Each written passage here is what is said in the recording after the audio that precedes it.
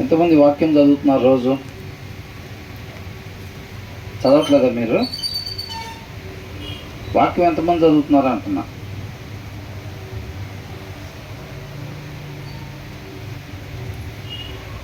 Okay, మిగతా వాళ్ళు కూడా చదవగలిగిన వాళ్ళు చదవాలని దేవుడు ప్రతిదినం మనతో మాట్లాడుతూ ఉన్నాడు. అవునా? వాక్యాన్ని చదవాలి, దాంట్లోనే సమస్తం ఇమిడి ఉందన్నమాట. అంతే కదా? జ్ఞానం లేకపోతే మనం ఆత్మీయ జీవితంలో విజయాన్ని పొందుకోలేము. కాబట్టి ఆ యొక్క జ్ఞానం దేవుని మాట నుంచే వచ్చిద్ది అని అంటున్నాడు. దేవుడి మాట నుంచి వచ్చేది ఏంటి? వాక్యం. ఆ వాక్యం నుంచే మనకు ఆ జ్ఞానాన్ని, ఏది చేయాలి ఏది చేయకూడదు, ఆ యొక్క జ్ఞానం, తెలివి, వివేచన మొత్తం కూడా దాని నుంచే వస్తాయి. సామెతలు 3వ అధ్యాయం. నా కుమారుడా నా ఉపదేశమును మర్చిపోవద్దు అని అంటున్నాడు. అర్థమవుతుందండి? ఉపదేశం అంటే ఏంటి?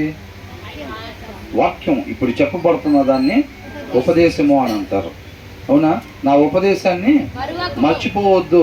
ఆయన కృపను బట్టి మనకి ఇచ్చిన ప్రతి క్షణం, మనం ఏ ప్రదేశంలో ఉన్నప్పటికీ కూడా ఆయన ఉపదేశాన్ని మనం మర్చిపోకూడదు. వాక్యంలో ఏమని ఉంది? ప్రతి క్షణం మనం ఎలా ప్రవర్తించాలి, ఎలా మాట్లాడాలి, ఎక్కడ ఎలాగ నడుచుకోవాలి అనేది ప్రతి ఒక్కటి కూడా వాక్యంలో నుంచే మనం తీసుకోవాలి.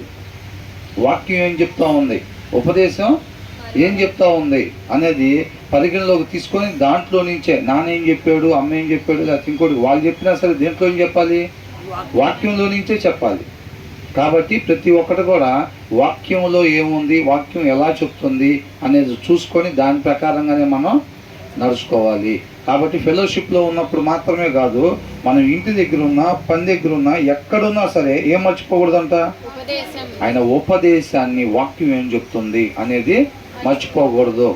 ఆయన కృపను బట్టి మనం నడిపించిన ప్రతి ప్రదేశంలో ఏ రీతిగా మనం ఉండాలో దాన్ని వాక్యాన్ని బట్టి మనం నడుచుకోవాలి. మన జీవితానికి పరిమాణం వాక్యమే కావాలి. తర్వాత my son do not forget my teaching, నా ఉపదేశాన్ని అసలు మర్చిపోవద్దు, but keep my commands in your heart అని అంటున్నాడు. ఆయన ఆజ్ఞలు ఎక్కడ పెట్టుకోవాలంట? మన హృదయంలో పెట్టుకోవాలంట వాటిని. అర్థమవుతుందండి? మన హృదయంలో ఆయన ఆజ్ఞల్ని పెట్టుకోవాలి. ఎందుకని? ప్రతి మనిషి కూడా ఆ హృదయంలో నుంచి ఏది వచ్చిద్దో దాన్నే ఆ శరీరం అనుసరించిద్ది అనమాట. ఇప్పుడు మన హృదయంలో దేవుని వాక్యం లేదనుకోండి, దాంట్లో నుంచి ఏమొచ్చింది? వాక్యం లేని హృదయం ఎలాంటిదంట? మోసకరమైంది. కాబట్టి వాక్యం లేకపోతే హృదయంలో మోసకరమైంది మాత్రమే వచ్చింది దాంట్లో నుంచి. దాన్ని ఆ శరీరం అనుసరించినప్పుడు ఏమైంది? దర్శన్ ఏమైంది?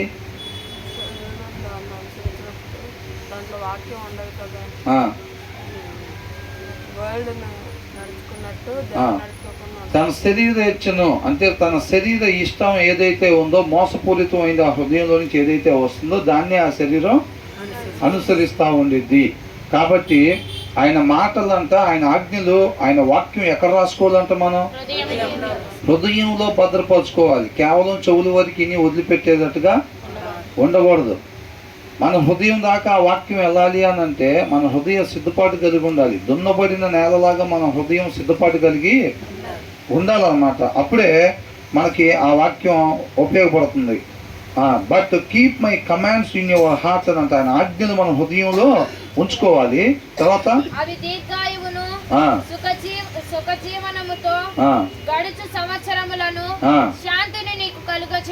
ఏం కలుగజేస్తాడు? అలా పెట్టుకోవటం వల్ల ఉపయోగం ఏంటంట? దేవుని వాక్యం అంతా మన హృదయంలో పెట్టుకోవటం, మన హృదయం అనే పలక మీద రాయబడటం. అర్థమవుతుందండి? ఇప్పుడు నేను చెప్తా ఉంటే ఇవి ఏమవుతూ ఉండాలి? హృదయం మీద ఇవి రాయబడతా ఉండాలి. అవునా? అలా రాసుకోవటానికి మనం సిద్ధపాటు అయి ఉండాలన్నమాట. అది మనం విన్న వాక్యం చక్కగా మన హృదయంలోనికి వెళ్ళాలి. దాన్ని అక్కడ భద్రపరుచుకోవాలన్నమాట మనం. అంతేనా కదా? ఇప్పుడు బీరువా డోర్ వేసేసి బీరువా లోపల మనం పెడతామా? మరి ఎలా పెట్టగలుగుతాం?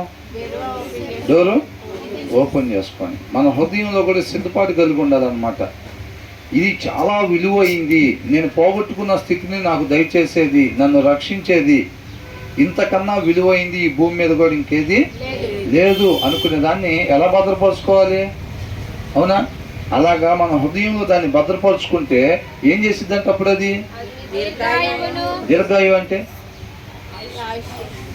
ఎంతవరకు, ఎన్ని సంవత్సరాలు పెంచిద్ది? మనం ఉండాల్సినంత కాలం పెంచిద్ది, అంతేనా? 70 ఏళ్ళు, 70 ఏళ్ళ 50 ఏళ్ళ 80 ఏళ్ళు. అవునా? దీర్ఘ అంటే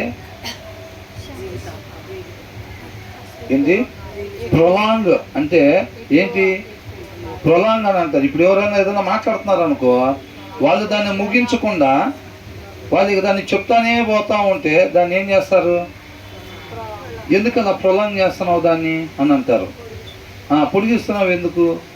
ప్రొలాంగ్ చేస్తున్నావు ఎందుకు? ఇక ముగించవా అని అంటారు. ప్రొలాంగ్ అంటే దాన్ని పొడిగించుకుంటూ పోవటం అన్నమాట. ఇక దానికి ఒక ముగింపు అనేది లేకుండా పొడిగించుకుంటూ వెళ్ళిపోతూ ఉన్నారు అని అర్థం. ఈ వాక్యం అంతా ఎప్పుడైతే మనం హృదయంలో పెట్టుకుంటామో అదేం చేసిద్దంట? మనం పాపం చేసి మరణానికి గురై ఉన్నాం కదా, కొంతకాలం ఉండి చనిపోవటమే కదా, అలా చనిపోకుండా ఈ వాక్యం ఏం చేసిద్దంట? పొడిగించుకుంటా వెళ్ళిద్దంట. ఎప్పటి వరకు? నిత్యం జీవించేటట్టుగా. అర్థమవుతుందండి? మన ఆయువు ఉండేంత వరకు అంటే 70 ఏళ్ళు 80 ఏళ్ళు కాదండి, ఇది నిత్య జీవాన్ని ఇచ్చిద్ది అని దాని అర్థం. ఏం చేసిద్దంట? అది ఇక ప్రొలాంగ్ చేసుకుంటూనే పోతా ఉంటుంది అనమాట. ఇక ముగింపు అనేది దానికి ఉండదు. అది వాక్యం చేసే పని. ఎందుకు మన హృదయంలో వాక్యాన్ని పెట్టుకోవాలండి అని అంటే, దేవుడు ఏమంటున్నాడు? నా వాక్యాన్ని మీ హృదయంలో ఉంచుకోండి అని అంటున్నాడు. అంటే ఏం చెప్తున్నాడు? మీరు నిత్యము జీవించి ఉండాలని దేవుడు కోరుకుంటా ఉన్నాడు అన్నమాట. మిమ్మల్ని నన్ను దేవుడు ఏం కోరుకుంటున్నాడు? నిత్యము జీవించుండాలని. అందుకని అంటున్నాడు, ఏ ఆత్మ కూడా నశించిపోవటం దేవుడికి ఇష్టం లేదు. ప్రతి ఒక్కళ్ళు కూడా తండ్రితో పాటు శాశ్వతంగా యుగ యుగాలు ఉండాలని దేవుడు ఆలోచన చేస్తూ ఉన్నాడు అన్నమాట. ఆయన ఇష్టపడుతూ ఉన్నాడు. ఎవరైతే ఆయన మాటకు విధేయత చూపించి ఆయన చెప్పిన పని చేస్తారో వాళ్ళకి, ఏదైతే ఆ వాక్యాన్ని హృదయంలో పెట్టుకోండి అన్నప్పుడు దాన్ని భద్రంగా పెట్టుకుంటారో వాళ్ళకి ఆటోమేటిక్గా ఈ నిత్య జీవం అనేది వచ్చింది అనమాట. అర్థమవుతుందండి? ఆ వాక్యం ఊరకనే ఉండేది కాదు. అది ఏ పని కోసం వచ్చిందో ఆ పని ఖచ్చితంగా జరిగించింది. కానీ మనం విధేయత చూపించాలి. సౌలు దగ్గరికి దేవుడు మాటను పంపించినప్పుడు సౌలు విధేయత చూపించలేదు. విధేయత చూపిస్తే అది ఏ పని కొరకు వచ్చిందో ఆ పనిని నెరవేర్చిద్ది అనమాట. కాబట్టి ఏమంటున్నాడు? వాక్యం మన హృదయంలో పెట్టుకోవటం వల్ల ఏమొచ్చిద్దంట? నిత్య జీవాన్ని ఇచ్చిద్ది. ఏం చేసిద్ది? మనం కొంతకాలం ఉండి మరణించేవాదిగా కాకుండా నిత్యము జీవించేవారుగా. దయచేసి నేను చెప్పేది ఒకటండి, అంతకుముందు కూడా చెప్పాను. శనివారం రాత్రి 10 గంటల దాకా 12 దాకా లెగిసుండి మళ్ళీ తెల్లారగంట 3 దాకా 4 కల్లా లెగిసి నిద్రపోబాకండి వచ్చి. అర్థమవుతుందండి? మీరు ఆదివారం పొద్దున్న 4 లేగవాలనే విషయం మీకు ఎప్పుడు తెలుసు? శుక్రవారం తెలీదా? గురువారం తెలీదా? ఇప్పుడు వచ్చే ఆదివారం నేను 4 లేగవాలని ఇప్పుడు మీకు తెలీదా? ఆ పై వచ్చే ఆదివారం 4 లేగవాలని ఇప్పుడు మీకు తెలీదా? తెలుసా లేదా? మరి శనివారం రాత్రి ఎన్ని గంటలకు పడుకోవాలి? కాదండి, 4 లేగవాలి లేదా 3 లెగుస్తారో. శనివారం రాత్రి ఎన్నింటికి పడుకోవాలి? బుద్ధిగల కన్యకలు కానీ బుద్ధి ఉన్న వాళ్ళు కానీ చేసే పని అది. అవునా కదా? 4 3 లేగవాలని తెలిసి రాత్రి 12 గంటలకు పడుకుంటే ఏంటి దాని పరిస్థితి? నేను చెప్పేదానికి ఎగ్జాంపుల్ కూడా. ఎగ్జామ్ ముందు దాకా బాగా చదువుకున్నానంట, ఎగ్జామ్ పేపర్ బెల్లు కొట్టగానే కమ్మగా నిద్రపోయాడంట. చాలామంది ఆదివారం పొద్దున్నే వచ్చి ఇట్లా సొంగ కళ్ళేసి అటు ఇటు తిప్పుతూ ఉంటారు. ఏదన్నా సడన్గా ఎప్పుడు అంతకుముందు 10 12 పెట్టేవాళ్ళు పొద్దున పూట మెసేజ్ వచ్చి ఇవాళ 6 పెడుతున్నాం అని అంటే, ఏమన్నా రాత్రి 11:30 12 వచ్చింది మెసేజ్. మేము అప్పుడు చూసి ఇంకప్పుడు గబగబా పడుకునేసరికి నిద్ర సరిపోలేదు అనుకోవచ్చు. ఒక్కొక్కరు అటుతూ ఉంటారు, ఇటుతూ ఉంటారు. రావటం ముఖ్యం కదండి, గుర్తుపెట్టుకోండి. ఎగ్జామ్ హాల్లోకి వెళ్తే చాలా పాస్ అవుతారా?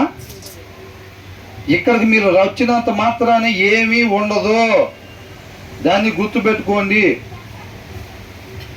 ఏదైతే మనల్ని బ్రతికించే ఆ యొక్క వాక్యం మన హృదయంలో పెట్టుకోగలిగితే అది మనకి జీవాన్ని ఇచ్చిద్ది.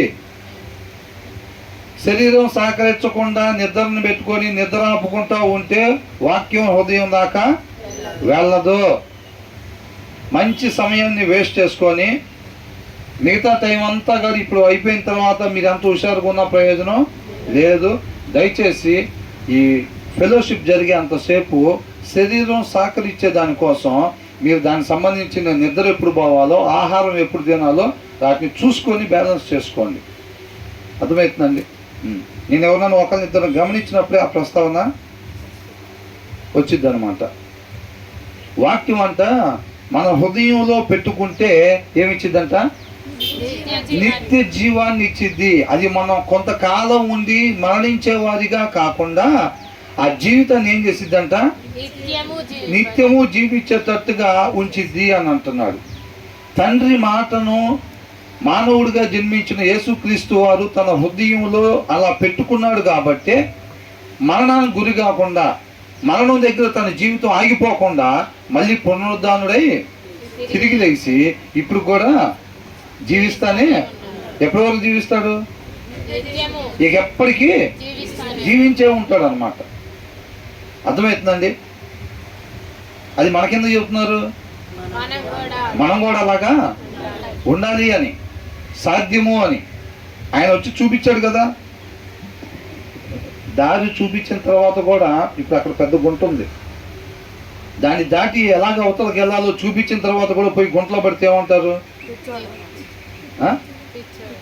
చక్కగా మన ముందు యేసుక్రీస్తు వారు మరణాన్ని జయించి పునరుద్ధానుడై తిరిగి లేచి నిత్యము జీవించేటట్టుగా ఒక మనిషి పోగొట్టుకున్న స్థితిని మరలా పొందుకోవటం ఎలాగన్నది చక్కగా చూపించారన్నమాట.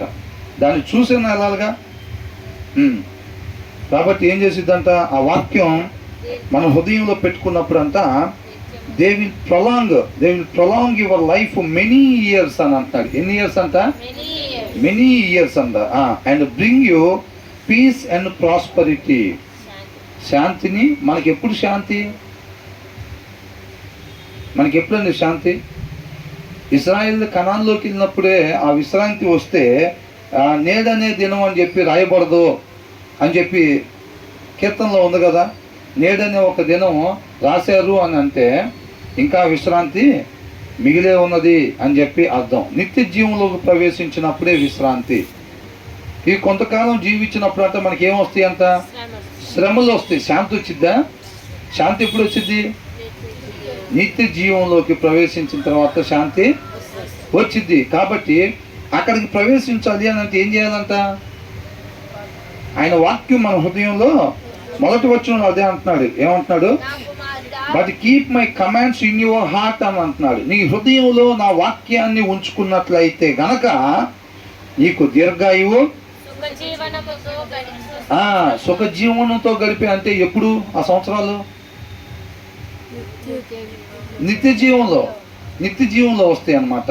అర్థమవుతుందండి? And bring you peace and prosperity అని అంటున్నాడు. అర్థమవుతుందండి? అది ఎప్పుడు వచ్చిందంట? ఆ వాక్యం ఎప్పుడైతే మన హృదయంలో పెట్టుకుంటే అప్పుడు మన దినాలు పొడిగించబడతా ఉంటే మనకి శాంతి సమాధానం కలిగిద్ది అని అంటున్నాడు. మన హృదయంలో దేవుని వాక్యం పెట్టుకోకపోతే మనకి దీర్ఘాయువు రాదు, మనకి శాంతి రాదు, మనకి సుఖ జీవితం గడిపే సంవత్సరాలు రావు. అంతే, అవునా కదా? వాక్యం లేకుండా మనం ఉంటే మాత్రం రేపటి దినాన జరిగేది అదే. కాబట్టి మనం నిత్యము ఆయన మాటలు మన హృదయంలో ఉండేటట్టుగా చూసుకోవాలి. తగిన జాగ్రత్త. బుద్ధిగల కన్యకలకి వాళ్ళ దీపాల్లో నూనె ఎవరు పోసారు? వాళ్ళే అయిపోగానే చూసి పోసుకుంటూ ఉన్నారు. మనం కూడా ఏం చేయాలి? ప్రతినిత్యం ఎవరు పెడుతున్నారు మనకి? ఇప్పుడు ఆహారం పొద్దునపూట టిఫిన్ చేయాలి, మనం ఎవరు పెడతారు? ఎవరిని పెడుతున్నారా? మనమే. ఎక్కడో దగ్గర, ఎక్కడ ఉంటే అక్కడ. ఇంటి దగ్గర ఉంటేనే తింటామా? ఒకవేళ ఆ టైంలో ఎక్కడికైనా వెళ్ళాల్సి వచ్చింది అనుకో, ఏం చేస్తాం? ఎక్కడుంటే అక్కడ టిఫిన్ తినేసేస్తాం. అదే మధ్యాహ్నం భోజనం టైంలో అయితే ఎక్కడుంటే అక్కడ భోజనాన్ని చేసేస్తాం. కొంతకాలం ఉండిపోయే శరీరానికి అంత జాగ్రత్తగా ఎక్కడున్నా, ఎవరింటి దగ్గర ఉన్నా, ఏ బయట రోడ్డు మీద ఉన్నా ఏదో ఒక ముద్ద ఇంత టయానికి పడేస్తుంటే మరి ఆత్మ పరిస్థితి ఏంటి? ఏం పర్వాలేదా? ఏం పర్వాలేదా? ఇప్పుడు రెండింటికి ఫైటింగ్ జరుగుతూ ఉంటుంది, పోరాటం అంట. శరీరానికి ఆత్మకి నిత్యం ఏం జరిగిద్దంట? పోరాటం జరుగుతూ ఉంటుందంట. శరీరానికి మాత్రం 3 పూట్ల, కుదిరితే 5 పూట్ల. పొద్దున పూట 11ంటికి కూడా స్నాక్స్ తింటాం కదా. పొద్దున 11ంటికి స్నాక్స్, సాయంత్రం టీ తాగేటప్పుడు కూడా స్నాక్స్. ఏదైనా అల్పాహారం అయినా ఏదైనా కానీ ఇంచుమించు 3 నుంచి 5 పూట్ల శరీరానికి పెడతాం. ఆత్మకి ఆదివారం నుంచి ఆదివారానికి వచ్చి వాక్యం చదువుతున్నారా అంటే చెయ్యెత్తకుండా కామం ఉంటుంటే వారానికి ఒక్కసారి కూడా పెట్టట్లేదు. ఈ రెండింటికి ఫైటింగ్ జరిగిద్దని తెలుసా తెలీదా? తెలుసు. ఆ రెండింటికి ఫైటింగ్ జరిగిద్దని తెలుసు. దీనికి 3 పూట్ల నుంచి కుదిరితే 5 పూట్ల దీనికి ఆహారం పెడతాం. దానికి ఏమో ఆహారం వారానికి ఒకసారి కూడా పెట్టము. కానీ ఏది గెలవాలి? ఏది గెలవాలని కోరుకుంటాం? నాయనా దావీదులాగా, నాయనా మోసేలాగా, నాయనా అంత శ్రద్ధ నీ హృదయంలో ఉంటే, నీ అంతరంగంలో ఉంటే నువ్వు దానికి ఒక ముద్ద ఇవ్వకుండా ఎందుకుంటావు? అవునా? దేని మీద శ్రద్ధ ఉంది? శరీరం మీద శ్రద్ధ ఉంది కాబట్టి ఎక్కడో ఒక దగ్గర ఒక ప్లేట్ ఇడ్లీ దానికి పెడుతున్నావు. ఎందుకని పెడుతున్నావు? దాని మీద శ్రద్ధ ఉంది. నీకు ఆత్మ మీద కూడా నిజంగా అంతరంగంలో శ్రద్ధ ఉంటే గనక, ఏంటంట? అంతరంగంలో నిజంగా ఆత్మను గూర్చిన శ్రద్ధ ఉంటే నువ్వు దానికి కూడా ఎక్కడో ఒక దగ్గర టయానికి ఒక ముద్ద పెడతావు. పెట్టట్లేదంటే ఏంది? ఏముంది? ఏడితే దగ్గరికి తీసుకోడా? కరుణామయుడేగా, ప్రేమమయుడేగా. కింద పడి డొల్లాడితే ఎత్తుకోడా? మన ఇష్టం వచ్చినట్టు ఉంది. ఫస్ట్ టైం వచ్చినప్పుడు ప్రాణం పెడతానికి వచ్చాడు. తర్వాత సుప్రీంకోర్టు జడ్జిలాగా న్యాయ ప్రకారంగా తీర్పు తీర్చడానికి కూర్చోటానికి వచ్చాడు. ఏ పాత్రలో వచ్చేటప్పుడు ఆ పాత్ర ఖచ్చితంగా పోషిస్తాడు దేవుడు. అర్థమవుతుందండి? ఏడిస్తేనో ఇప్పుడు ఒక 5 చంపేసి మర్డర్ చేసి బోన్లో పోయి ఏడుస్తున్నాం అనుకోండి, ఏం చేస్తారు? సరే వాడిని వదిలిపెట్టండి రా ఇంకా అంటారా? వదిలిపెట్టండి రా ఇంకా. లోకస్తులే అంత న్యాయంగా ఉంటుంటే న్యాయాధికారి ఆయన ఎలా ఉంటాడు? ఎంత ఖచ్చితంగా న్యాయం ఉంటాడు? అవునా? నువ్వు నేను ఉండాల్సిన రీతిగా ఒక మనిషి ఉండకపోతే ఆయన అన్యాయం తీరుస్తాడా? ఎంతమందికి తెలుసు ఆ విషయం? ఎంతమందికి తెలుసు? మరి ఎంత బాగా చదవకుండా వస్తున్నారు? ఎలాగున్నారు? బుద్ధిగల కన్యకల్లాగా ఉన్నారా, లేకపోతే బుద్ధి లేని కన్యకల్లాగా ఉంటున్నారా? సంపాదించారా? వస్తువులు జమ చేసుకుంటున్నారా? ఇంట్లో కావాల్సినవి కుర్చీలు, బల్లలు, మంచాలు, దుప్పట్లు, కొత్త పిల్లోలు కొనుక్కుంటున్నారా? జాగ్రత్తగా పోగేసుకుంటున్నారా? మట్టి పోగేసుకుంటున్నారా? ఆత్మ బజార్ను పడేసి. ఇవి మాత్రం పొద్దున పూట టిఫిన్, మధ్యాహ్నం భోజనం, సాయంత్రం భోజనం, 11ంటికి స్నాక్స్, 4ంటికి స్నాక్స్. దానికి మాత్రం వారానికి ఒకసారి కూడా లేదు.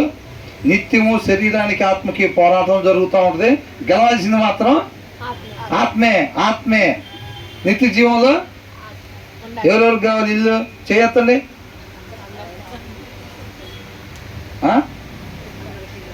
ఇదేం లెక్క అసలు? ఇదేం లెక్క అని అంటున్నా. ఇప్పుడు ఒకటి ఆయన్ని ఆయనగా తెలుసుకోండి అని అంటున్నాడు దేవుడు. అవునా? ఆయన్ని ఆయనగా తెలుసుకోండి. వాళ్ళకే ఇస్తా నిత్య జీవం, మీకు ఈయన నేను చెప్పలేదే. నీ హృదయంలో కూడా వాక్యం పెట్టుకుంటే నీకు కూడా నిత్య జీవం ఇస్తానని చెప్పాను. ఎవరి హృదయంలో వాక్యం పెట్టుకుంటే వాళ్ళకి నిత్య జీవం వచ్చింది. ప్రతి ఒక్కరికి ఓపెన్ ఆఫర్ అది, అవునా? ప్రతి ఒక్కరికి ఓపెన్ ఆఫర్. తాడేసిన లోపలికి పట్టుకొని ఎక్కకపోతుంటే ఇక ఏం చేస్తాం? 4 వచనాలు చెప్తామండి ఇక్కడ. అంతకు అయిపోయిద్దా? మరి వారం రోజులు టైం ఇస్తే వాక్యం చదివారా అంటే చేతులు ఎత్తట్లేదని అంటే ఏ ఉద్దేశం? ఇంకెంతకాలం ఉందాం అనుకుంటున్నారు? ఏమన్నా నేను కూడా కూర్చొని ఉండే వాళ్ళతో సమానమే. అర్థమవుతుందా? నేను కూడా వెళ్ళేటప్పుడు లేకపోతే ఒక దగ్గర ఉన్నప్పుడు ఏమనుకుంటా, దేవుడు ఇవాళ బాగా బలపరిచాడు అని అనుకుంటా. దేవుడు బాగా బలపరిచాడు, ఆయన కృపతో ఆయన ప్రేమతో మంచి ఆత్మీయ ఆహారాన్ని పెట్టాడు అని అనుకుంటా నేను కూడా అయిపోయిన తర్వాత. అవునా? ఎంతకాలం వద్దాం అనుకుంటున్నారు ఇట్లా చెప్పండి?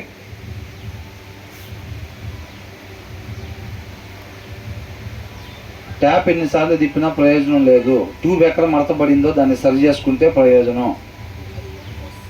ట్యూబ్ మడతపడిన దగ్గర తీసుకోకుండా ట్యాప్ ఎన్నిసార్లు తిప్పినా ప్రయోజనం లేదు. ఎన్నిసార్లు ఆ డోర్లు ఓపెన్ చేసుకొని లోనకు వచ్చినా సరి చేసుకోవాలన్న ఉద్దేశం లేకుండా ఎన్నిసార్లు వచ్చినా ఆ డోర్ లోపలికి ప్రయోజనం లేదు.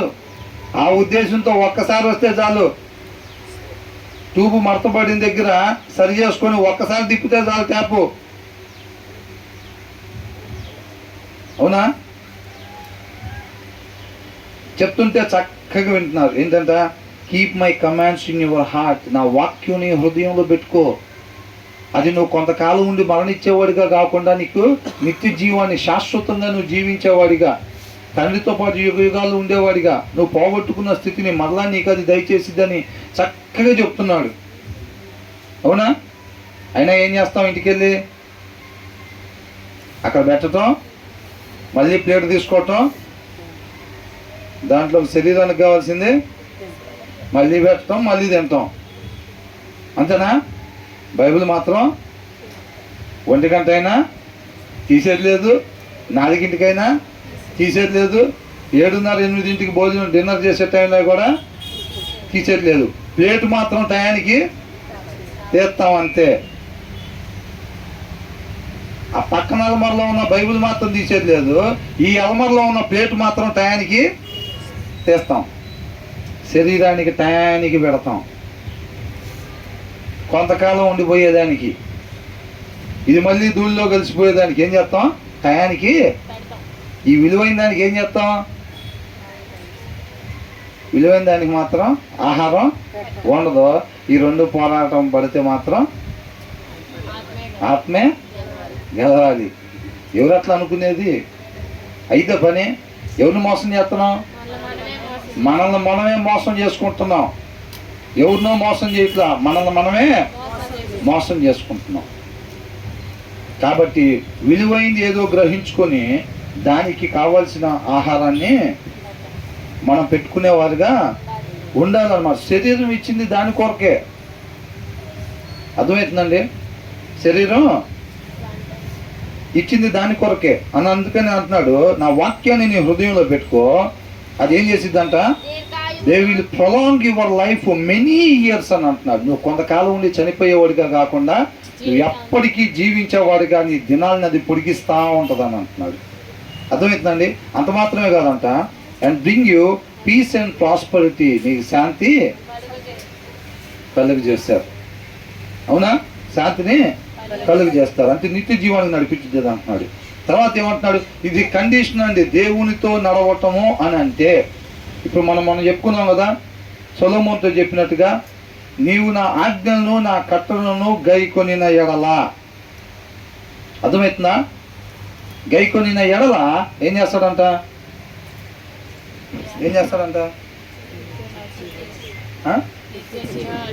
మీ నాన్నకి ఎట్లాగైతే నేను తోడుగా ఉన్నానో జీవితకాలం, నీకు కూడా అలాగ నేను తోడుగా ఉంటాను. ఉండకపోతే, గైకొనకపోతే, ఆజ్ఞలు కట్టలు గైకొనకపోతే, మీ నాన్న దావీదైనా మోషే అయినా ఎవరైనప్పటికీ కూడా ఏంటంట? తోడుగా ఉండను. అది దేవుడు. దేవుడితో నడవటం అంటే అది. దేవుణ్ణి తోడుగా కలిగి ఉండటం అంటే అది. అర్థమైందండి? ఇప్పుడు ఓల్డ్ టెస్టిమెంట్ రాశారంటే చరిత్ర తెలుసుకోవటానికని కాదు. ఆయన ఎలాగుంటాడు, ఆయనతో నడవటం ఏంటి, ఆయనతో సహవాసం ఏంటి, ఆయన మనతో ఉండాలి అని అంటే ఎలా ఉండాలి మనం అనేది తెలియపరుస్తున్నాడు. అది తెలుసుకోవటం దేవుణ్ణి. ఆయన ఆజ్ఞలు, ఆయన కట్టలు గైకొనకపోతే నేను నీకు తోడుగా ఉండను. నువ్వేది చేసినా సరే నీ హృదయంలో నా వాక్యాన్ని నువ్వు ఉంచుకోకపోతే నీకు దీర్ఘాయు రాదు. అంతే. అది దేవుడు. ఇక వేరే దారి లేదు దానికి. ప్రభువా నన్ను ఎందుకు అక్కడ ఉంచాలా, నువ్వు నిన్ను అక్కడ ఉంచే ఉద్దేశం లేకపోతే నీకు ఈ మాట నేను చెప్పను. నీకు ఈ మాట నేను తెలియపరిచాను అని అంటే ఆ తాడు వేసినట్టు లోపలికి. అర్థమవుతుందండి? ఇక మిగతాది ఏం చేయాలి? ఆయన మాటని తెలియపరిచాడు. అది దేవుని వాక్కు, నా రక్షకుని వాక్కు, నన్ను రక్షించేవాడి మాట అది అని నువ్వు ఎప్పుడైతే అంగీకరిస్తావో దాన్ని ఇక మనం చెయ్యాలి, విధేయత చూపించాలి ఆ మాటకి. ఆయన ప్రేమమయుడు, కృపామయుడు. ఆయన మనల్ని ప్రేమించి ఆయన కృపతో ఆయన వాక్కుని మన దగ్గరికి పంపించాడు. దానికి మనం విధేయత చూపిస్తే బ్రతికి బట్టగడతాం. అంటే ఏంది? పోగొట్టుకున్న స్థితిని పొందుకుంటాం, నిత్యము జీవిస్తాం. ఆయన కృపామయుడు కాబట్టి ఆయన మాటని ఆయన కృపతో మన దగ్గరికి పంపించాడు. ఏమని? నా వాక్యాన్ని మీ హృదయంలో భద్రపరుచుకోండి అని అంటున్నాడు. అవునా? మనం దాన్ని పరుచుకోలేదు అనుకోండి, అట్లాగా ఏం చేస్తాడు? ఇదేం లేదు, సౌలుకి అమాలేకీయులు మొత్తాన్ని నిర్మూలన చేయి అని చెప్పాడా లేదా? మనకు కూడా ఏం చెబుతున్నాడు?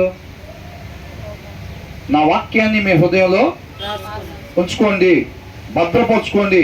Keep my commands in your heart అన్నాడు. మన హృదయం లోపలంతా వాక్యాన్ని పెట్టుకోవాలి అని అన్నాడు. సౌలుకి అమాలేకీయుల గురించి ఎట్లాగైతే చెప్పాడో మనకు కూడా ఇది అలాగే చెప్తున్నాడు. అమాలేకీయులు మొత్తాన్ని నిర్మూలన చేస్తే సౌలుకి దేవుడు తోడుగా ఉంటాడు. మనం ఆయన వాక్యాన్ని మన హృదయంలో భద్రపరుచుకుంటే దేవుడు మనకు తోడుగా ఉంటాడు, నిత్య జీవాన్ని ఇస్తాడు. ఆయన అమాలేకీయుల్ని నిర్మూలన చేయకపోతే దేవుడు ఆయనకి తోడుగా ఉండడు. మన హృదయంలో దేవుని వాక్యాన్ని నిత్యము భద్రపరుచుకోకపోతే మనకు కూడా దేవుడు తోడుగా ఉండడు, మనకు నిత్య జీవం రాదు. అది దేవుడు. అర్థమవుతుంది? యోబు ఏమన్నాడు?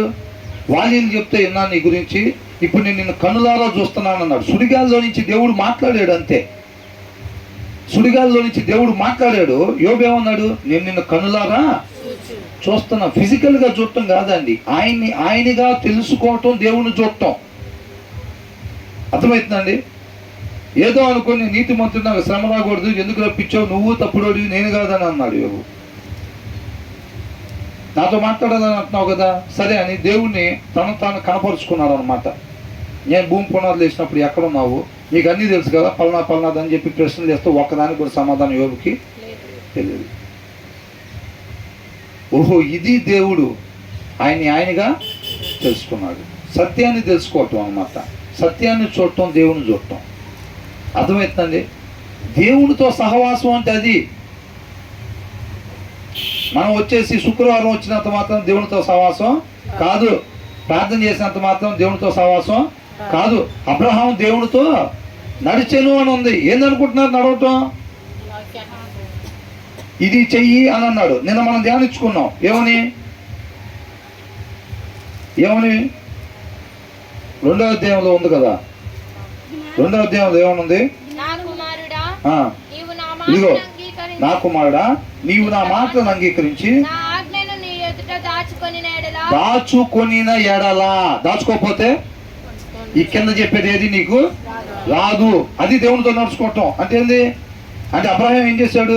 మనతో మాట్లాడినట్టే అబ్రహాంతో మాట్లాడాడు దేవుడు. అర్థమవుతుందండి? నాడు ప్రవక్త ద్వారా మాట్లాడాడు, న్యాయాధిపతుల ద్వారా మాట్లాడేవాడు, ఇవాళ ఆయన కుమారుడు ద్వారా మాట్లాడుతున్నాడు. మాట సేమ్, తేడా ఏం లేదు. అర్థమవుతుందండి? మనతో ఎట్లా మాట్లాడాడో, నా ఆజ్ఞలను నీ యొద్ద దాచుకొని ఎడల హృదయపూర్వకంగా వివేచన అభ్యసించిన ఎడల, ఇవన్నీ కండిషన్సే. నువ్వు అలా చేస్తేనే. అర్థమవుతుందండి? చేయకపోతే లేదు. అబ్రహాము దేవుడితో నడిచెను అని అంటే అబ్రహాం ఏం చేశాడు? ఆ చెప్పి చేసుకుంటా వెళ్ళాడు. అది దేవుడితో నడవటం. అర్థమవుతుందండి? అబ్రహాంతో ఇదే చెప్పాడు. అంటే నా కుమారుడా అనే ప్లేస్లో అబ్రహామా అని పెట్టుకోవాలి మనం. అవునా? ఇవాళ మన పేరు పెట్టుకోవాలి. అర్థమవుతుందండి? అబ్రహామా, నీవు నా మాటలను అంగీకరించి నా ఆజ్ఞలను నీ యొద్ద దాచుకొని ఎడలా అని అనగానే అబ్రహాం ఏం చేసేవాడంటే దాచుకునేవాడు అనమాట. అట్లాగా మళ్ళా ఇని అంటే మనలాగా అంటే అందరిలా కాదండి, కొంతమంది లాగా ఇని వదిలిపెడతాం కాదు. ఇదే మాట మనం చాలాసార్లు వింటూ ఉంటాం. అయినా సరే ఆయన మాటలు మన హృదయంలో దాయము. వారానికి ఒక్కసారి కూడా దాయము.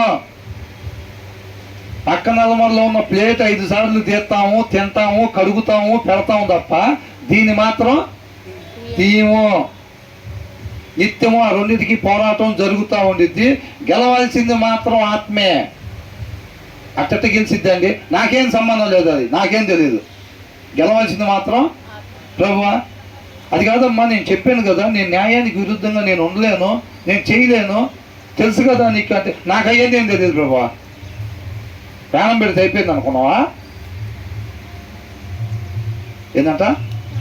ప్రాణం పెడితే అయిపోయింది అనుకున్నావా? నేను నా ఇష్టం వచ్చినట్టు ఉన్నా సరే నిత్య జీవంలో నడిపివా? ఏంటంట? నేను నా ఇష్టం వచ్చినట్టు ఉంటే మాత్రం నడిపివా నువ్వు? అవును, కరెక్టే. 5 సార్లు భోజనం పెట్టా శరీరానికి, ఆత్మకు అసలు పెట్టలా. వారానికి ఒకసారి కూడా పెట్టలేదు, 10 రోజులు కూడా పెట్టలా, నెలకు కూడా పెట్టలా. అయితే గెలిపివు ఆత్మనే. మరి ఎందుకు అన్నావు? మరి మనం అదే మన ప్రవర్తన ద్వారా తెలియపరిచేది ఏంటంటే, నువ్వేం చేస్తావు నాకు తెలీదు, మీరు కన్నందుకు నన్ను చూడాల్సిందే. మేము 5 సార్లు శరీరానికి ఆహారం పెట్టాము, ఇక మీదట కూడా పెడతాము. ఆత్మకు ఆహారం వారానికి ఒక్కసారి కూడా సరిగ్గా పెడదామనే తీర్మానం ఇప్పుడు కూడా మేము ఆ సులువు మీద 2వ దొంగ తీసుకున్నట్టుగా, దావీదు తప్పు చేసిన తర్వాత తీసుకున్నట్టుగా మేము తీర్మానం ఇప్పుడు కూడా తీసుకోము. అయినా సరే నువ్వు మాత్రం నువ్వు మళ్ళీ వచ్చి ప్రాణం పెడతావో ఏం చేస్తావో మాకు తెలియదు. మేము ఆత్మకు ఆహారం పెట్టకపోయినా సరే గెలవాల్సింది మాత్రం ఆత్మే. నువ్వేం చేస్తావో మాకు తెలియదు ఇంకా. అంతేనా? దేవునితో నడవటం అట్ట కాదు అబ్రహాం నడిచింది దేవుడితో. ఈ రోజుల్లో మన ప్రవర్తన ద్వారా తెలియపరుస్తుంది అదే. నువ్వు కన్నా తర్వాత నువ్వు మళ్ళీ వచ్చి ప్రాణం పెడతావో ఏం చేస్తావో మాకు మాత్రం తెలియదు. మేము మాత్రం ఎప్పటిలాగానే ఇప్పుడు కూడా శరీరానికి ఆహారం పెట్టుకుంటూ పోతూ ఉంటాం. నువ్వు మాత్రం ఆత్మ గెలిపించాల్సింది మాత్రం నువ్వే.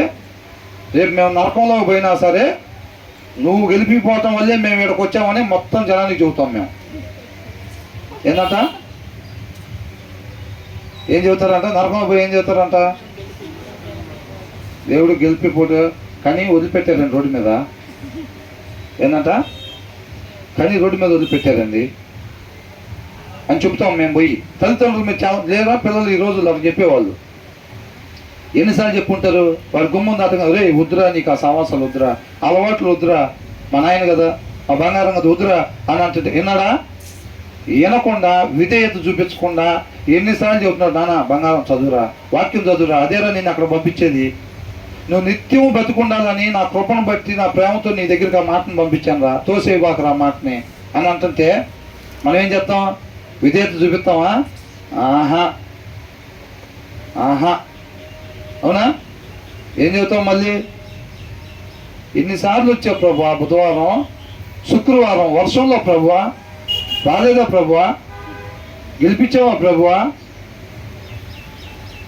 ఏమండి వర్షం వస్తుందని ఎవరన్నా తిండి అనుకుంటామా మధ్యాహ్నం? ఎండ అవుతుందని డిన్నర్ అనుకుంటామా? మరి బైబిల్ చదవటం సాకులు. అబ్రహాము దేవుడితో నడిచెను అని అంటే ఇదే ఏంటట, నా ఆజ్ఞలు నీ యొద్ద దాచుకొనిన ఎడలా అని అంటే ఆయన దాచుకునేవాడంట. జనమునకు జ్ఞానమునకు నీ చెవియొగ్గి హృదయపూర్వకంగా వివేచన అభ్యసించిన ఎడలా అంటే అభ్యసించేవాడంట. అది దేవునితో నడవటం అంటే. చెప్పింది గాలికి వదిలిపెట్టి నేను దేవుడితో నడవాలి, దేవుడు నాతో ఉండాలి, నాలో దేవుడు, దేవుళ్ళో నేను, మేమంతా ఏకమయ్యని 2-3 పాటలు పాడుకుంటే అయిపోద్ది పని. ఏమీ అవ్వదు. దాన్ని జనాలు పరిగణలోకి తీసుకున్నట్టు దేవుడు పరిగణలోకి తీసుకోడు. నువ్వు నేను ఎన్ని సంవత్సరాలు వాక్యాన్ని చదవకుండా మన హృదయంలో దాన్ని దాచుకోకుండా ఉన్నన్ని రోజులు మనకి నిత్య జీవ వారసులం కాము. ఎంతమందికి వినపడింది నేను అరిసింది? మీరు ఇట్టగా చెప్పండి గట్టిగా, ఏదో ఒకరోజు మొత్తం మానుకుంటాం. ఏంది? మీరు ఇట్లాగే ఆశీర్వాదాలు కాకుండా ఏంది మీరు ఇట్లా అది కానీ చెప్పారంటే ఏదో ఒక రోజు మొత్తం మానుకుంటాం. మిమ్మల్ని పిలిచినందుకు బ్రదర్ కూడా ఏంది తండ్రి ఎవరైనా గురించి ఇంటి పక్కన ఉందండి, ఇంటి వెనకాల ఉందండి అని అంటారు. ఎట్టగానే తెచ్చిన వాళ్ళు ఉంటారా? గడిపెట్టినా సరే గేట్లు దోసుకొని. నేను చెప్పటం కాదండి, దేవుడితో నడవటం అంటే అది. అబ్రహాం దేవుడితో నడిచెను అని మనకెందుకు చెప్పారు? మనం కూడా అట్లా నడవాలి. ఆయనతో నడుచుకున్నాడు కాబట్టి, యేసుక్రీస్తు వారు తండ్రితో నడుచుకున్నాడు కాబట్టి ఆయన తండ్రి దగ్గరికి పోయి అక్కడ ఉన్నాడు. అబ్రహాం కూడా అట్లాగే నడుచుకున్నాడు కాబట్టి అబ్రహాం ఎక్కడ ఉన్నాడంట? అబ్రహాం, ఇస్సాకు, యాకోబులు రేపు ఆ రాజ్యంలో ఉండేటట్టుగా మీరు కూడా అని రాశారంటే ఏందని అర్థం? వాళ్ళు ముగ్గురు ఎక్కడ ఉంటారంట? నిత్య జీవంలో ఉంటారంట. మనకెందుకు చెబుతున్నారు ఇది మొత్తం? యేసుక్రీస్తు వారు అటు పోయారు, అబ్రహాం కూడా అటు వెళ్ళాడు, వీళ్ళు అటు పోయారు, ఆ మార్గం అక్కడ తీసుకెళ్తారు. మన ముందు చక్కగా చూపించారు. అదే ఫస్ట్ నువ్వు వెళ్ళరా, నాకు భయం రా, నువ్వు వెళ్ళు ఒకసారి, తర్వాత నువ్వు వెళ్ళరా, మీరందరూ వెళ్తే నాకు కొద్దిగా ధైర్యం వచ్చింది చూసి, తర్వాత నేను వస్తా. ఇన్ని రకాలుగా ప్రయత్నం చేస్తున్నాడు చూడండి. ఆ మరణాన్ని దాటిచ్చి పోగొట్టుకున్న స్థితిలోకి మరలా మనల్ని తండ్రి దగ్గరికి చేర్చడానికి. మనం మాత్రం లేదు. అవునా? కాబట్టి అది దేవునితో నడుచుకోవటం అంటే అది. ఒక పాట విన్నా, ఒక వాక్యం వింటున్నా కానీ దాంట్లో ఉన్నది ఏం చెప్తున్నా సారాంశం పొందుకుంటే ఆ సారాంశం సత్యం. ఆ సత్యం మనల్ని స్వతంత్రం చేసిద్ది మన బడ్డ బావిలో నుంచి. మనం గురై ఉన్న మరణాన్ని నుంచి మనం స్వతంత్రంగా ఏం చేసిద్దంట? వాక్య సారాంశం. అర్థమవుతుందండి? ఆ పాటల్లో వాక్యమే పెట్టాలి తప్ప వేరేది పెడతానికి లేదు. మనం ఆ పాట విన్నప్పుడు ఆ ట్యూన్ ఎంత బాగుంది, కమ్మగా వస్తుంది నిద్ర. అసలు అది కాదు, ఒక పాట నిద్ర తీసుకురావాలా? ఆ పాటలో వచ్చినాల్లో వాక్యమే ఉండాలి. మనం చదువుకున్నాం అది కూడా. అది వింటున్నప్పుడు దాని సారాంశాన్ని మనం గ్రాప్ చేసుకోవాలన్నమాట, మన హృదయంలోకి తీసుకోవాలి. అది వాక్యానుసారంగా ఉందో లేదో చూసుకొని దాన్ని మన హృదయంలోకి తీసుకోవాలి. అది మనల్ని స్వతంత్రం చేసిద్ది అంటున్నాడు ఆ సారాంశం. కాబట్టి మనం ఎప్పుడు పాటలు విన్నా అలా వినటానికి అలవాటు పడాలి మనం. అర్థమవుతుందండి? పాట ఎలా వినాలి? దాని సారాంశాన్ని, అది లేఖనాల ప్రకారంగా ఉందో లేదో ఆ వచనాలు కూడా జాగ్రత్తగా చూసుకోవాలి. పలానా పెద్ద అయిన రైటర్ రాశాడు అనగానే గబిక్కని తీసుకుని వేసుకుంటామా? ఎవరు వేసినా పౌలు గారు చెప్తున్నా సరే చెక్ చేసుకునే వాళ్ళు లోపలికి వేసుకునే వాళ్ళని. మనకెందుకు చెప్పారు? మనం కూడా అలాగే వేసుకోవాలని. అర్థమవుతుందండి? కాబట్టి అమ్మో అది చెప్పేటప్పుడు చెక్ చేస్తే వాళ్ళని అవమానించినట్టే. వేసుకో లోపల, మరి అవమానించే పని లేకుండా డైరెక్ట్గా వెళ్ళిపోవచ్చు. అవునా? ప్రతి దాన్ని కూడా వాక్య ప్రకారం ఉందా లేదా ఆ పాట చూసుకొని వాక్య ప్రకారంగా ఉంటే ఆ సారాంశాన్ని మన హృదయంలో పెట్టుకుంటే అది మనకి స్వతంత్రులుగా చేసేది మరణాన్ని నుంచి. అవునండి? ఒక వాక్యం వినేటప్పుడు కూడా మనం అలా వినటం అలవాటు చేసుకోవాలి. అది దున్నబడిన నేల. ఇందాక నేను అన్నాను చూసారా, ఒక బీరువాలో పెట్టాలంటే డోర్లు వేసి పెట్టి బీరువాలో పెడతామా? అట్లాగా ఒక పాట వినేటప్పుడు లేకపోతే ఒక వాక్యం వినేటప్పుడు ఏంటంటే అది లేఖనాల ప్రకారంగా ఉంటే అది మన హృదయంలోకి వెళ్ళేటట్టుగా డోర్లు ఓపెన్ చేసి పెట్టుకోవాలి మనం. అర్థమవుతుందండి? దున్నబడిన నేలలాగానే అందుకనే అంటారు, అవునా కదా? దున్నటం అప్పుడు విత్తనాలు వేస్తే ఓపెన్ చేస్తున్నప్పుడు విత్తనాలు వేసినట్టుగా. అది ఆ ఉద్దేశంతో మనం వాక్యం వినాలి. దాన్ని అద్దం దగ్గరికి వెళ్ళేటప్పుడు సరి చేసుకునే ఉద్దేశంతో వెళ్తే ఒక్కసారి వెళ్ళిన ప్రయోజనం, ఆ ఉద్దేశం లేకుండా ఎన్నిసార్లు అద్దం దగ్గరికి పోయినా ప్రయోజనం లేదు.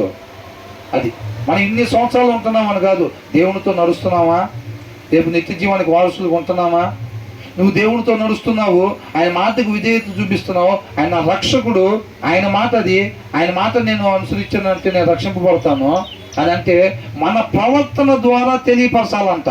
ఎలాగా? ప్రభువా నేను నిన్ను నమ్ముతున్నాను, ప్రభువా నిన్ను విశ్వసిస్తున్నాను ప్రభువా అని అంటే ఏమంటాడంట? అయితే క్రియలయ్యి అని అడుగుతాడంట. నువ్వు నేను నోటితో చెప్పేదాన్ని దేవుడు తీసుకోడు పరిగణలోకి. నీ ప్రవర్తన, ఆయన చనిపోయి పునరుద్ధానుడై తిరిగి లేచాడు, నేను నమ్ముతున్నా విశ్వసిస్తున్నా, చూడకపోయినా మేము కూడా తిరిగి లేగుస్తాము, మేము చూడకపోయినా నమ్ముతున్నాం, మేము తండ్రితో పాటు యుగ యుగాలు ఉండబోతున్నాము, మేము చూడకపోయినా సరే మేము నమ్ముతున్నాం అని అంటే నువ్వు నమ్మినట్టుగా దేవుడు పరిగణలోకి తీసుకోవాలి. అంటే దానికి సంబంధించిన క్రియలు నీ జీవితంలో ఆయనకి కనబడాలి. అప్పుడు నువ్వు నమ్ముతున్నట్టు గుర్తు. నువ్వు నేను నోటితో ఒప్పుకుంటే దాన్ని తీసుకోడు. నువ్వు నేను దానికి సంబంధించిన క్రియలు మాత్రమే చేస్తున్నప్పుడు వీళ్ళు నమ్ముతున్నారు అని దేవుడు పరిగణలోకి తీసుకుంటాడు. ఆయన దేవుడు. కనపడుతున్నాడా లేదా? ప్రభువా నేను నమ్ముతున్నాను ప్రభువా అని చెప్పి దానికి సంబంధించిన క్రియలు నీలో నాలో కనపడకపోతే ఆయన నీ మాటని పరిగణలోనికి తీసుకోడు. ఆయన దేవుడు. అర్థమవుతుందండి? కాబట్టి మనం దానికి సంబంధించిన క్రియలే, మనం దేన్నైతే నమ్ముతున్నామో దానికి సంబంధించిన క్రియలే. కొంతకాలం ఉండిపోయి డబ్బులు సంపాదించుకోవటానికి, పేరు సంపాదించుకోవటానికి, ఆరోగ్యం సంపాదించుకోవటానికి కాకుండా శాశ్వతంగా ఉండే దానికి సంబంధించిన క్రియలే మనం చేస్తున్నట్లయితే వీళ్ళు నన్ను నమ్ముతున్నారు, విశ్వసిస్తున్నారు అని చెప్పి దేవుడు పరిగణలోకి తీసుకుంటాడు. అది దేవుడితో సహవాసం అంటే, దేవుడితో అంటుకట్టడం, ఆయనతో నడవటం అంటే, ఆయనలో నాటబడటం అంటే. అర్థమవుతుందండి? అదనమాట. ఆ క్రియలు లేకుండా మనం వచ్చేసి 30 గంట ప్రార్థన చేసినా, 30 పాటలు పాడినా ప్రయోజనం. ఆ క్రియలు లేకపోతే ఎంత మొక్క కూడా దేవుడు పరిగణలోనికి తీసుకోడు. అది ఆత్మను అనుసరించటం అంటే. ఆచారాన్ని కాకుండా ఆ అక్కకిస్తే ప్రార్థన ఖచ్చితంగా 10 నిమిషాలు చేసిద్ది, ఈ అక్కకిస్తే 15 గంట చేసిద్ది, ఈ అక్కకిస్తే 20 నిమిషాలు చేసిద్ది అని చెప్పి మనకిస్తే మనం కూడా కనీసం 15 గంట అన్నా చెయ్యాల్సిందే. అది కాదు. అర్థమైందండి? ఆత్మ ఒకవేళ 3 మాటలే నడిపించాడు అనుకోండి, ఆ 3 మాటల తర్వాత ఆమె చెప్పాలంతే. అదే విధేయత. ప్రభా ఏంది అప్పుడే ఏం నడిపింపు లేకుండా చేసావు, సరిగ్గా భక్తి లేదనుకుంటారేమో, నడిపించు ప్రభా. ఆత్మ నడిపింపును బట్టే మనం నడుచుకోవాలి తప్ప ఆత్మ వద్దంటే మనం అది చేయకూడదు. ఏదైనా మినిమం ఎంత టైం ప్రార్థన చేయాలని ఏమైనా ఉందా? సిలువ మీద దొంగ ఎన్ని గంటలు చేశాడు? ఎంతసేపు చేశారు? అది ఆత్మ నడిపింపును బట్టే. అవునా? ప్రార్థన కూడా పరిశుద్ధాత్మ దేవుడే నడిపిస్తాడా లేదా? నడిపిస్తాడు. కాబట్టి ఆత్మ నడిపింపును బట్టే మనం నడుచుకోవాలి. అవునా? కాబట్టి మనం అది తెలుసుకోవాలండి. అది తెలుసుకుంటే దేవునితో సహవాసం ఏంటి, నడవటం ఏంటి ఇవన్నీ. లేదంటే మనం మోసం చేసుకుంటాం. కమ్మగా చదవకుండా వచ్చి వారానికి ఒక్కసారి కూడా దానికి ఆహారం వేయకుండా వచ్చి గెలవాల్సింది మాత్రం ఆత్మే ప్రభువా, ఉండాల్సింది మాత్రం నిత్య జీవంలో బ్రదర్ అంటారు చూసావా, ఇంక ఇవాటితో నీ దినాలు ముగించబడి అంటే అయ్యా వెళ్ళేది పరలోకమేగా.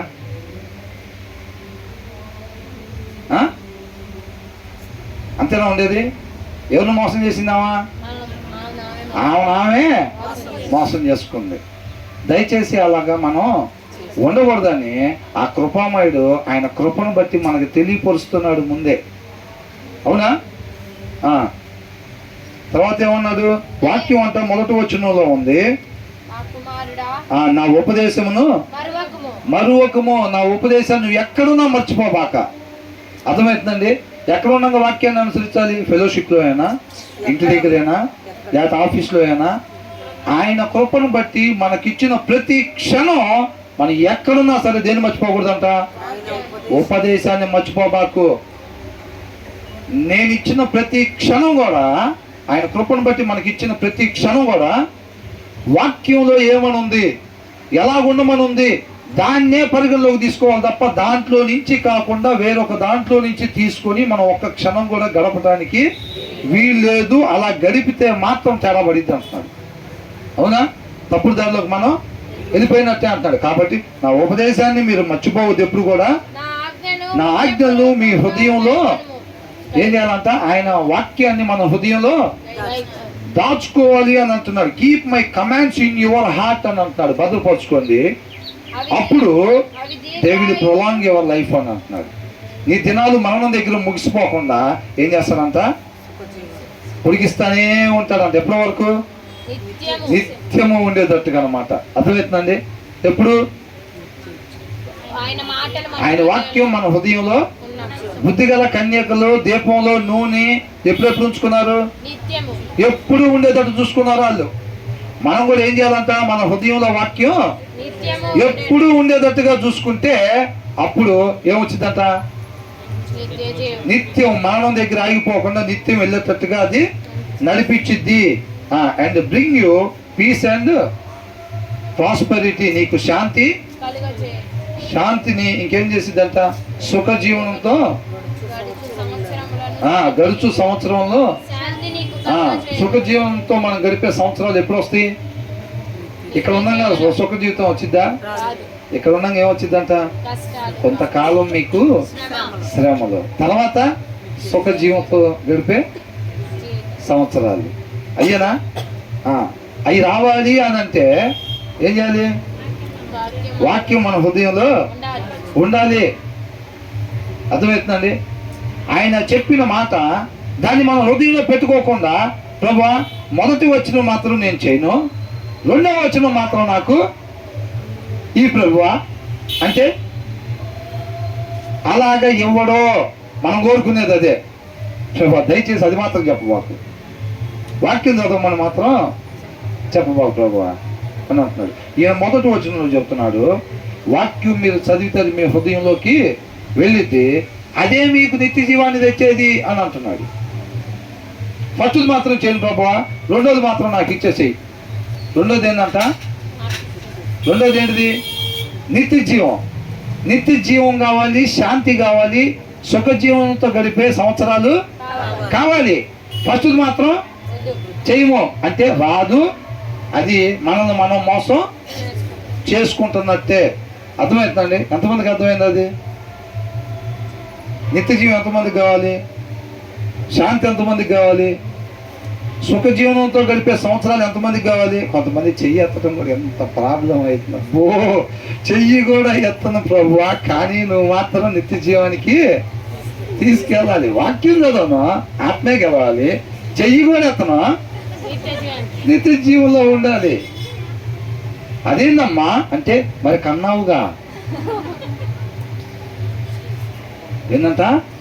అదేనా తల్లిదండ్రులతో ఉండాల్సిన రిలేషన్? అదే నిత్య జీవం ఎంతమందికి కావాలండి? ఇప్పుడే శాంతి ఎంతమందికి కావాలని అంటే అయినా సరే కాముకుంటున్నారు. సుఖ జీవనంతో గడిపే సంవత్సరాలు ఎంతమందికి కావాలంటే కాముకుంటున్నారు.